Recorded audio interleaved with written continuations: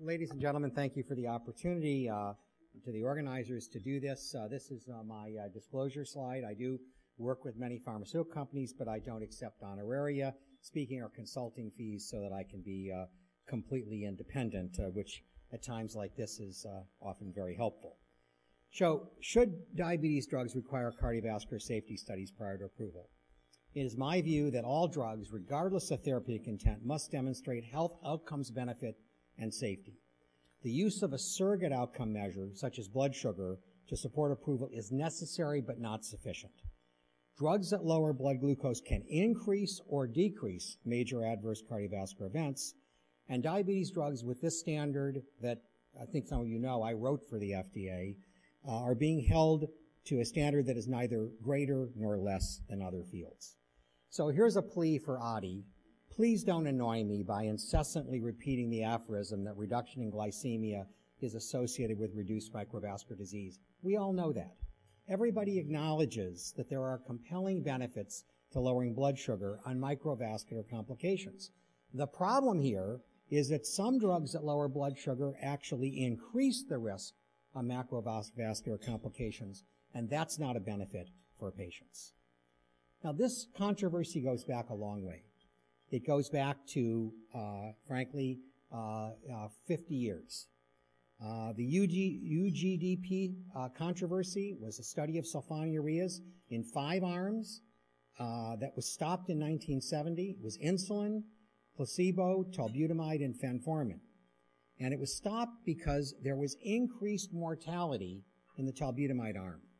And I'm going to read you a statement that appeared in an article in 2004 that described what happened afterwards. Academicians paid in cash or in grant awards were hired as consultants by the Upjohn Company. They entered the fray, writing highly critical assessments of UGPD, perceived weaknesses, etc., and through the medium of drug house-sponsored throwaway publications, the arguments became increasingly ad hominem, challenging the honesty of the investigators. This is the response to the suggestion that diabetes drugs might increase cardiovascular risk. Well, I want you to see what actually was reported. These are the Kaplan-Meier curves, and I think you can understand why the Data Safety and Monitoring Committee of this trial stopped it. There was a clear and convincing excess of mortality in patients that got tolbutamide. Now, what was the response of the medical and regulatory community to this very strong signal of harm? Well, pharmaceutical companies simply stopped performing outcomes trials for diabetes therapies for the next 40 years. There was nothing. There is no data subsequent to UGDP of any value on whether these drugs individually increase or decrease cardiovascular risk. And the FDA just went on approving drugs to lower blood sugar without any evidence of where they actually improved or worsened macrovascular outcomes. I got a wake-up call in this field in 2005 with a drug that fortunately is not on the market known as Pioglitazone. And I want you to see what we saw and why it presaged much of the current controversy. This was a dual PPAR. It was an alpha-gamma, so it lowered both lipid levels and blood sugar, and it was very effective. In fact, in an open-label 5 milligram dose, it lowered hemoglobin A1C by an astonishing 2.62%, for more modest elevations about 1.2%. A very effective glucose-lowering therapy was coming up for approval. Let me show you that because it was a PPAR alpha, it had fenofibrate-like effects, and it lowered triglycerides by 27% and increased HDL by 16% with no effect on LDL. Talk about the perfect diabetes drug. Favorable effects on lipids, favorable effects on blood sugar, should have been the greatest thing since sliced bread. Well, they have a panel meeting, and there appears to be a higher incidence of cardiovascular events. The company says, hey, look, it's not biologically plausible because it has favorable effects on cardiovascular markers, and there's a bunch of different events involved, and events didn't go up as you increase the dose, and by the way, there was no animal evidence of cardiovascular toxicity, so ignore all this. We lower blood sugar. Let's just give us approval. And sure enough, the FDA's advisory panel voted 8-1 to approve Pioglitazone as monotherapy and 7-2 to approve its use with metformin. And the company was planning on launching this drug. They had purchased huge booths at the upcoming ADA and AHA meeting to launch this dynamic new drug. And then we intervened, my colleagues and I, and we analyzed the data. We reanalyzed the data from the FDA panel, and within weeks following the FDA panel, rushed a manuscript into JAMA. And it was on the effect of Pioglitazone on cardiovascular outcomes. Let me show you what we saw, and if it doesn't frighten you, and if it doesn't tell you that we need to study these drugs, then I don't know what will. All-cause mortality, doubled. Cardiovascular death or non-fatal MI, doubled. Look at every composite endpoint you could calculate.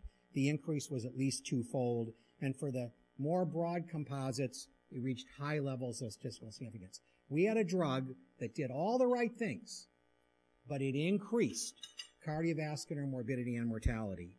The FDA did a quick reassessment, and prior to approving the drug, they decided maybe it wasn't such a good idea after all, and they sent them a, quote, approvable letter, and they asked for an extension trial. And guess what happened in the extension trial?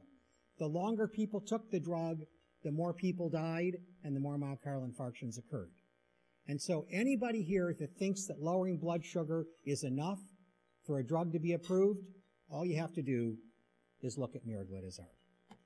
And if that weren't bad enough, along comes the Rosiglitazone story. Now look, I could talk to you guys for an hour about Rosiglitazone, and if you're ever interested, I'd be happy to do that.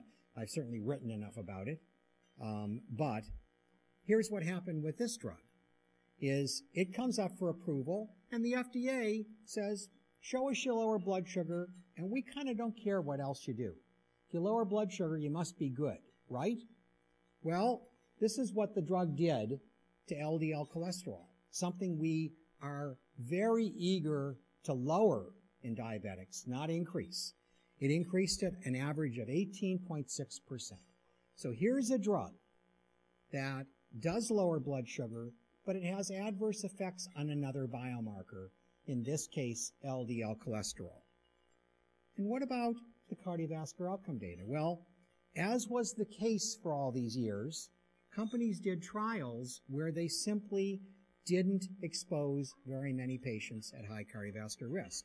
But I went back and pulled all the data, and sure enough, there was a 1.8-fold increase in the risk of adverse cardiovascular outcomes with very broad confidence intervals, not statistically significant, but the trend is in the wrong direction.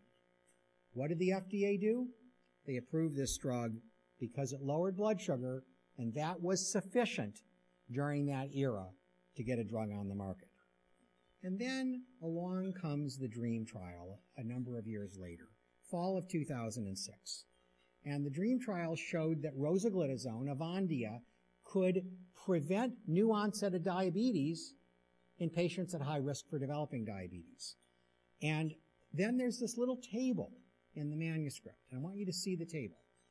Myocardial infarctions, 15 to 9, stroke 7 to 5, CV death 12 to 10, heart failure 14 to 2, angina 24 to 20, and revascularization 35 to 27. Overall, 75 versus 55 events, 37% higher risk of events, not quite significant, but very troubling. Now, I ask you a question. If this drug was preventing diabetes, why were all the cardiovascular events going in the wrong direction? And it was the second wake-up call. It was a wake-up call that led my colleague and I, Kathy Wolski, our statistician, to do a meta-analysis of all of the data from all the Rosiglitazone trials. And as you all know, that resulted in a New England Journal of Medicine manuscript that suggested a 43% increased risk of myocardial infarction and a 64% increase in cardiovascular death, the latter being not quite statistically significant. The rest of the story is very easy. Next 3 years, there were controversies and arguments and everything else, and now Rosiglitazone has been banned by virtually every country in the world.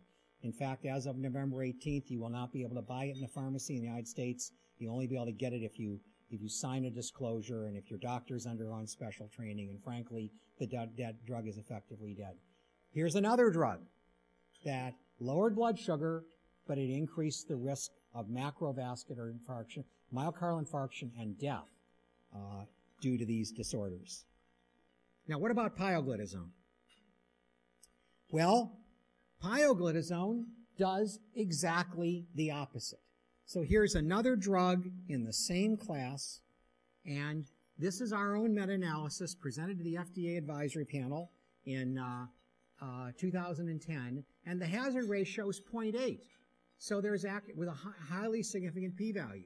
Two drugs in the same class, one increases cardiovascular risk, the other decreases. How are we to know the difference if we don't study these drugs? If we don't test the hypothesis, how are we going to know when a drug gets on the market if it's good or if it's bad for patients? So here's the lesson from the TZDs. Two seemingly similar drugs can have very different effects on cardiovascular morbidity and mortality. That is the reality of what we now know. And then compounding the problem comes the ACCORD trial. And you all know about this study, compared moderate reduction in glucose to a hemoglobin A1C of around 7.5 to more intensive lowering to something on the realm of about 6.5. The study was stopped prematurely by the NIH and the Data Safety and Monitoring Committee because of a statistically significant excess of mortality of 22% and a 35% increase in cardiovascular death. This is death. That's the ultimate endpoint, everybody. It's a lot more important than blood sugar. And what do we know? Well, we don't know a lot. All we know is that given somewhat more repaglinide, rosiglitazone, insulin, and alpha-glucosidase inhibitor, these patients had an increased risk of mortality. And so it tells us that not every therapy for diabetes is going to improve cardiovascular outcomes. Some are actually going to make it worse. So here we are, 50 years. UGDP goes bad, and they just stop studying the outcomes for the drugs. That was a catastrophic mistake for medical science and for regulatory science, to stop doing cardiovascular outcome trials with diabetes drugs because the first one went awry. If you don't believe me, read this Annals of Internal Medicine review, which basically is a systematic review of comparative effectiveness trials on the safety of oral medications for type 2 diabetes. These are the conclusions. The level of evidence available for all-cause mortality, CV disease, non-fatal MI stroke, PVD, or microvascular outcomes is low to very low. There simply was an absence of evidence of whether these drugs would increase or decrease cardiovascular outcomes. This led to a knowledge gap, that we didn't know which of these therapies were good for cardiovascular disease and which of them were bad, and it was a consequence of bad regulatory policy and a failure to do adequate trials. Not forced to do these trials by the regulators, companies simply chose to get approved, market the drugs for lowering blood sugar, and never do any more research. This approach has created a new disorder, and I call it glucocentricity. Now, it may be a new word to you, but I looked it up in Merriam's Collegiate Dictionary, which is a very authoritative dictionary. And so here's what it is. According to the dictionary, it's the irrational belief that lowering blood sugar using virtually any pharmacological means will produce a reliable reduction in adverse outcomes. What were the consequences of this glucocentric regulatory approach? Pre-approval studies focused on showing glucose lowering in patients at high hemoglobin A1C levels to enhance apparent efficacy. Patients at high cardiovascular risk were deliberately excluded from most trials. Drug like sitagliptin was approved with about a dozen cardiovascular events in the entire development program. And when safety concerns arose, like rosiglitazone, people would just flock to the latest drug. They figured no information is better than bad information. Well, that's not good enough. So the dilemma we faced was, how do we balance the need to bring new drugs to market in a timely fashion against the need for more robust outcome data that informs physicians of how to use these drugs safely and effectively. What I proposed in 2008 and the FDA ultimately adopted and recently now adopted by the European regulators is pre-approval trials of sufficient size to rule out a modest hazard ratio of 1.8 for major adverse cardiovascular events. Just show us you don't increase risk by more than 80%. Is that too high a standard to ask of these drugs? And at least one study in high-risk patients for at least 1 to 2 years. Immediately following approval, you need to do a larger cardiovascular outcomes trial in order to determine definitively what that drug does. No one can possibly argue against having more evidence. More evidence is better. Less evidence is not good. We've done this successfully. There are many trials underway, and we will soon learn which of these drugs is helpful and which is harmful. Thank you very much for your indulgence and your attention.